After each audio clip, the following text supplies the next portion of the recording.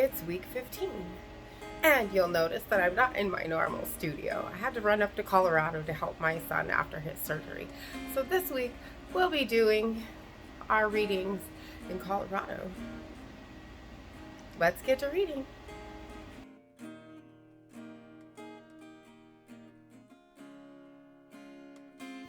Day 104. Job 15.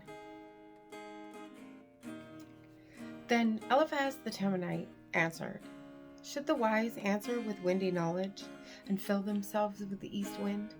Should they argue in unprofitable talk, or in words with which they can do no good? But you are doing away with the fear of God, and hindering meditation before God.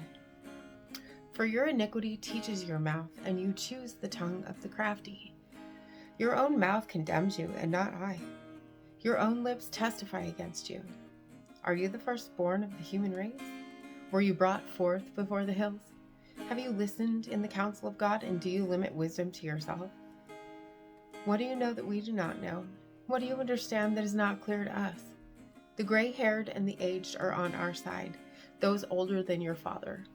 Are the consolations of God too small for you, or the word that deals gently with you? Why does your heart carry you away, and why do your eyes flash, so that you turn your spirit against God, and let such words go out of your mouth? What are mortals that they can be clean, or those born of woman that they can be righteous? God puts no trust even in his holy ones, and the heavens are not clean in his sight.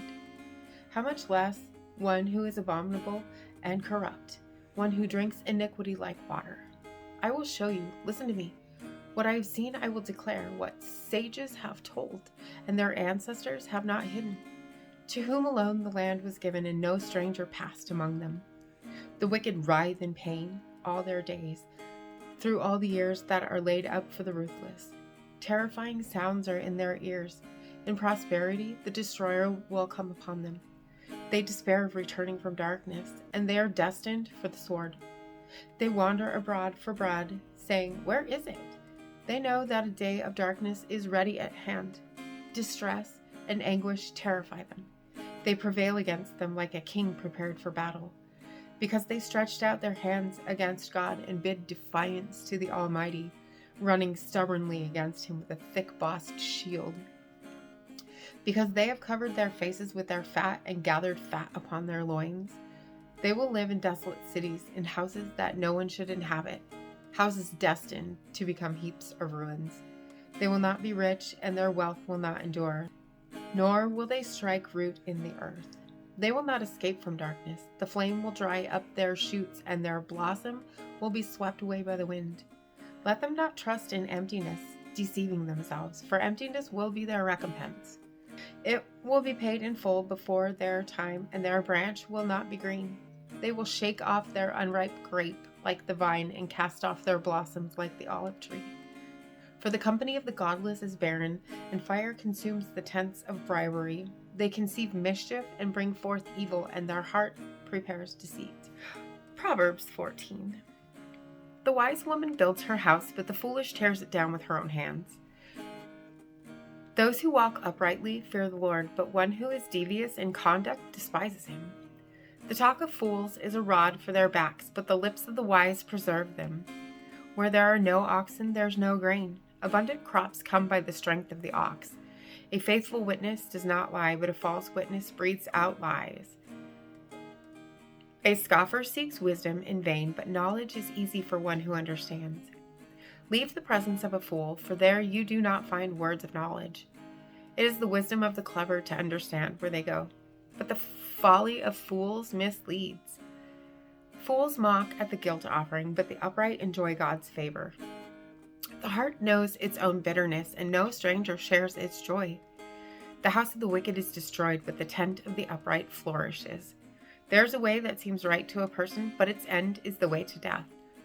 Even in laughter the heart is sad, and the end of joy is grief. The perverse get what their ways deserve, and the good what their deeds deserve.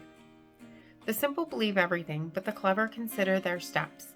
The wise are cautious and turn away from evil, but the fool throws off restraint and is careless.